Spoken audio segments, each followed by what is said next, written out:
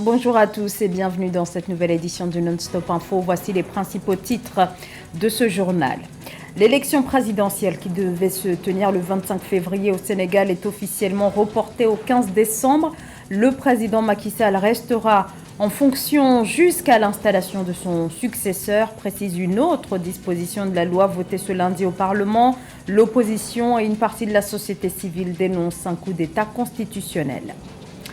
La crise libyenne au menu des discussions du comité de haut niveau de l'Union africaine sur la Libye. Une rencontre à Brazzaville en prélude au dialogue inclusif interlibyen prévu le 28 avril prochain. L'art au service de la Coupe d'Afrique des Nations de football, reportage à suivre dans ce journal sur un sculpteur ivoirien qui a décidé de mettre à l'honneur la compétition dans ses œuvres. La crise politique se prolonge au Sénégal. Le Parlement a adopté dans la nuit de lundi à mardi le projet de loi visant à reporter l'élection présidentielle au 15 décembre 2024. Le scrutin devait initialement se tenir le 25 février prochain. La loi a été adoptée quasiment à l'unanimité après que les députés de l'opposition qui faisaient obstruction au vote ont été évacués manu militari par la gendarmerie. Samantha Saberou Sabanga.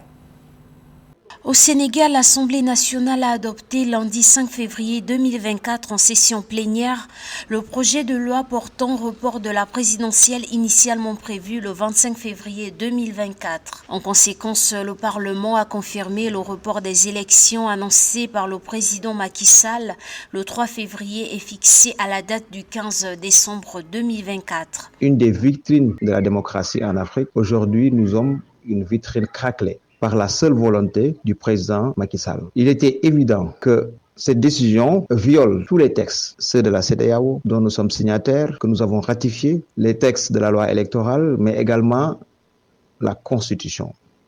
Parce qu'à son article 103, à l'alinéa 7, il est dit que la nature du régime, la durée et le nombre de mandats ne peuvent faire l'objet de révision. Et aujourd'hui, ce qui a été acté hier par l'Assemblée nationale est une violation flagrante et historique des textes de notre Constitution, des textes de la CEDEAO, mais également de la loi électorale. Selon le rapport de la Commission des lois, ce report de plus de 6 mois permet de tenir compte de la situation de crise des institutions ainsi que la difficulté de tenir une campagne électorale en pleine saison des pluies entre juillet et novembre ou encore la collision avec les grandes fêtes religieuses. Ce qui entre dans la même logique déclinée par le président Macky Sall lors de son report sine die. Les motifs soulevés pour le report des élections ne tiennent pas la route, à savoir éviter une instabilité institutionnelle et troubles politiques graves. Ce motif d'ailleurs étonnamment soutenu par l'Assemblée pour adopter ce texte de report des présidentielles et à remettre en cause les raisons de saison, de pluie ou encore des raisons religieuses ne doivent en aucun cas entraver une bonne tenue du processus démocratique. Cette décision donc vient non seulement entacher l'image du Sénégal, jusqu'ici exemple de démocratie, et risque surtout de mener à des troubles politiques qu'elle dit vouloir défendre. Espérons tout de même que les revendications de l'opposition soient entendues et que la situation revienne vite à la normale. Pour rappel, le 3 février 2024, dans une adresse à la nation, le président Macky Sall avait annoncé que l'élection présidentielle prévue le 25 février serait reportée pour une durée indéterminée. Cette décision est intervenue la veille du début de la campagne électorale. Au lendemain de cette annonce, dimanche 4 février, les populations sont descendues dans les rues de Dakar, la capitale, en signe de protestation contre la décision de Macky Sall. Les gendarmes ont arrêté de nombreux manifestants, dont l'ancienne Premier ministre et candidate de l'opposition à la présidence Aminata Touré et Anta Babacar Ngom, elle aussi candidate. Les deux personnalités ont été relâchées le lendemain. Ce report désormais entériné par le Parlement entraîne l'une des plus graves crises institutionnelles qu'ait connue le Sénégal depuis son indépendance en 1960. Nombreux sont les Sénégalais qui voient dans cette décision une rupture avec la longue tradition démocratique du pays. Voici quelques réactions recueillies dans ce reportage de Mahamadou Pam. Suite à l'adoption de la loi constitutionnelle reportant les élections au Sénégal, qui était prévue ce 25 février, le climat politique semble calme. Malgré les divergences d'opinion, les activités quotidiennes se déroulent sans manifestation.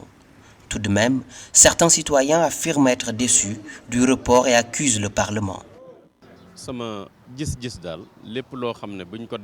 Pour moi, il faut tout faire pour maintenir la paix dans le pays et entre nous.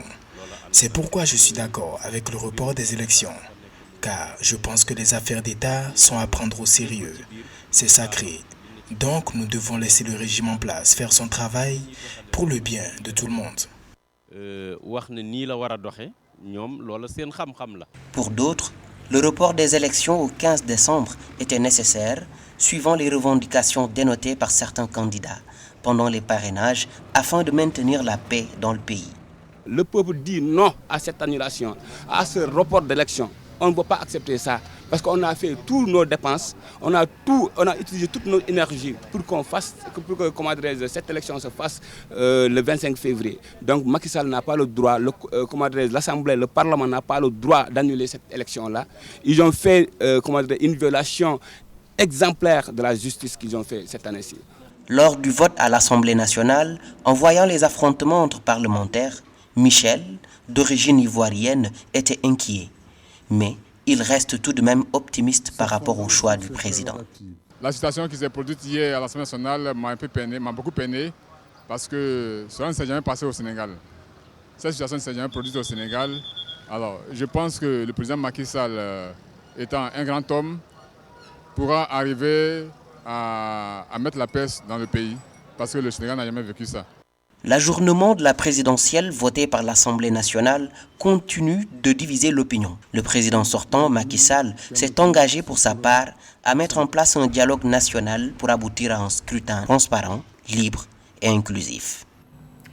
Le comité de haut niveau de l'Union africaine sur la Libye plaide pour une accélération du processus de paix. C'est ce qui ressort de la réunion qui a eu lieu ce lundi à Brazzaville. Celle-ci constitue la dernière étape avant la conférence de réconciliation interlibyenne fixée au 28 avril prochain, un événement censé permettre une avancée du processus de paix nécessaire et un pas de plus vers la tenue d'élections attendues depuis 2011. Reportage de notre correspondant Deva Panzou.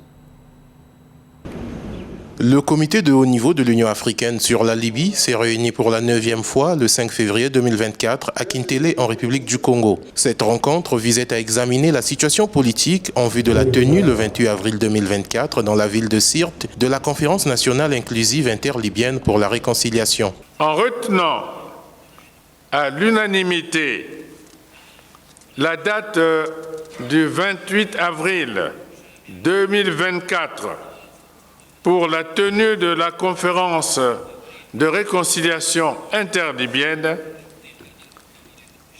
les partis ont pris l'engagement de se réunir à Sirte afin de poser les bases de sortie de crise et de paix durable. Présent à cette rencontre, Mohamed Younous El Menfi, président du Conseil présidentiel, a suggéré la création dans les brefs délais d'un commissariat national à la réconciliation. Les parties prenantes ont en outre pris la résolution de transférer le bureau de liaison du comité de haut niveau de l'Union africaine pour la Libye à Tripoli. En effet, les différentes lignes de division qui continuent de fracturer la Libye ne peuvent trouver de réponse que dans un dialogue national inclusif, global et souverain. Inclusif car tous les Libyens doivent prendre part active à ce dialogue. Global car il ne devra pas y avoir de sujet tabou lors des discussions, et souverain car les décisions résultant de ce dialogue devront émaner des Libyens eux-mêmes. La tenue prochaine de la conférence nationale de réconciliation interlibyenne démontre le rapprochement des positions des différentes parties libyennes vers un consensus en vue de la fin des hostilités qui divisent le pays depuis plus d'une décennie. Les travaux du segment ministériel de la conférence de haut niveau sur les pays à revenus intermédiaires se sont ouverts ce mardi à Rabat. une trentaine de pays, des agences de développement des Nations Unies et des institutions internationales et régionales prennent part à cette rencontre présidée par le ministre des Affaires étrangères Nasser Bourita. La question du développement est au cœur de cette conférence. Reportage de notre envoyé spécial au Maroc, Joseph Moifo.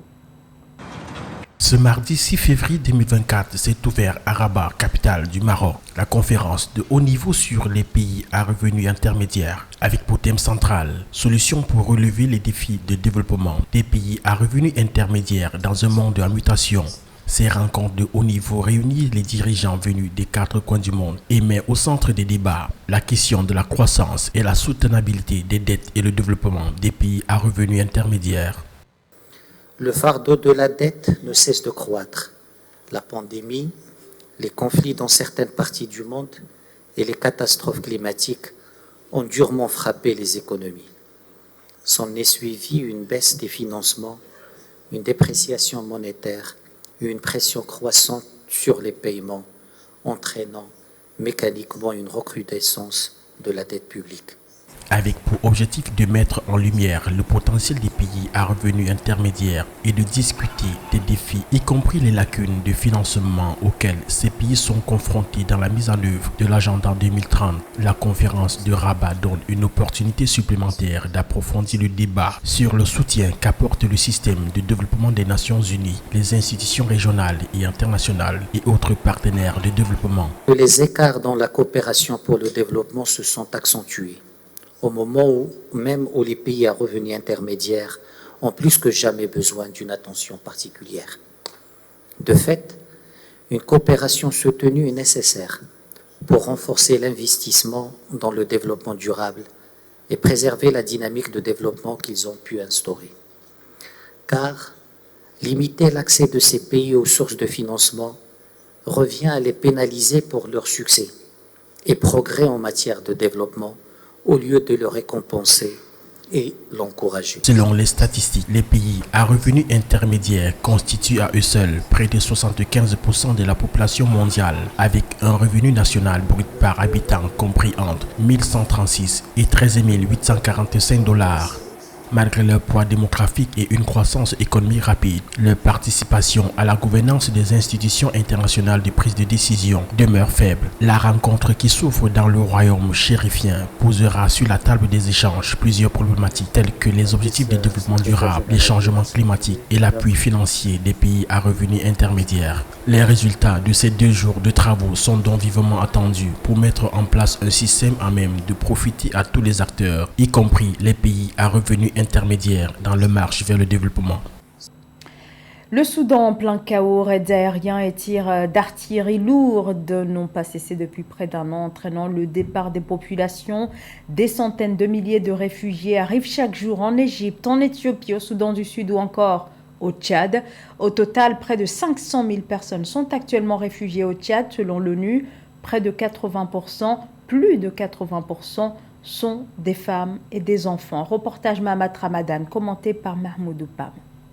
Au Tchad, les réfugiés soudanais continuent d'affluer à l'est du pays et constituent une pression démographique énorme pour les populations locales. Selon le Haut Commissariat des Nations Unies pour les réfugiés, on dénombre plus de 523 000 nouveaux réfugiés en décembre 2023. Alors que les aides humanitaires se font de plus en plus rares, cette situation accentue la crise alimentaire, la pénurie de médicaments et l'accès à l'eau potable des populations autochtones des régions frontalières avec le Soudan. Dès le premier jour du conflit à Khartoum, d'abord sur le prix denrées alimentaires, tels que le sucre, le farine, ont augmenté un peu plus à 40%. Et aujourd'hui, on est à peu près à 70% de l'augmentation du prix d'avant. Ce qui fait que la population haute aussi souffre énormément. Le gouvernement tchadien ne cesse d'appeler à la solidarité de la communauté internationale pour répondre aux besoins humanitaires et sanitaires, mais n'a reçu que de timides réponses. Pour les organisations humanitaires, il faut commencer à planifier des programmes de développement à long terme pour appuyer les communautés locales et les réfugiés. L'aide humanitaire n'est pas une solution durable. L'aide humanitaire est une aide d'urgence qui devrait être remplacée à long terme d'une aide au développement. Mais ce n'est pas les acteurs, les donateurs humanitaires qui fournissent l'aide au développement, ce sont les acteurs de développement, les partenaires de développement, et on espère qu'ils seront là pour investir dans les solutions durables. En cette période plus fraîche, les provisions alimentaires commencent à se faire rares pour les réfugiés et les communautés hôtes, d'autant que bientôt, certaines localités seront inaccessibles à cause de la saison des pluies. Les réfugiés sont également confrontés à une insuffisance de bâches pour la construction des toits provisoires et de couvertures pour les couches vulnérables, faute d'appui des partenaires. En pleine Coupe d'Afrique des Nations de football, nombreux sont ceux qui souhaitent être acteurs de cette compétition continentale à leur façon. À Bouaké, en Côte d'Ivoire, où se poursuit la CAN, le sculpteur Mori Diané met à l'honneur à travers ses créations le plus grand des tournois de football en Afrique. Reportage Marie-Roger Coyot. Vous voyez ces deux défenses, ça représente l'emblème de l'éléphant, qui est l'emblème du pays. Diané Mori est sculpteur sur bois depuis plus de 15 ans. Pour rendre inoubliable le passage des acteurs de la Coupe d'Afrique des Nations de football à Bouaké, il se sert de son talent d'artiste sculpteur. Depuis le 13 janvier 2024, de nombreuses pièces spéciales CAN sont conçues en souvenir de cet événement majeur. On remercie quand même le gouvernement, en particulier le président M. Alassane Ouattara, d'avoir pu nous donner cette CAN. L'organisation a été parfaite. Donc nous, les artistes de Bouaké, avions tout fait pour mettre en œuvre pour faire représenter, n'est-ce pas, la Côte d'Ivoire par rapport à notre propre création. Pour sculpter la Côte d'Ivoire, pays hospitalier, l'un de ses chefs-d'œuvre spécial CAN, Diané Mori s'arme de ses outils de travail habituels, mais cette fois avec une touche d'amour et d'attention, car il s'agit de mettre en avant son pays, hôte de la 34e édition de la CAN. La Côte d'Ivoire, c'est le pays qui a accueilli, n'est-ce pas, l'Afrique. Donc il fallait que la carte de la Côte d'Ivoire soit présentée ainsi que la carte de l'Afrique. C'est pourquoi ce tableau, on a décidé de faire ça comme ça. Alors qu'il travaille le bois ou le verre, que ses instruments soient feumoirs ou nérons, Diané Mori a pour objectif de mettre son talent de sculpteur au service de l'organisation de la Coupe d'Afrique des Nations pour que la beauté de ce grand rendez-vous de football marque les esprits de tous. C'était le journal de la rédaction. Merci à vous de nous avoir suivis. Restez avec nous sur Africa 24. L'actualité continue.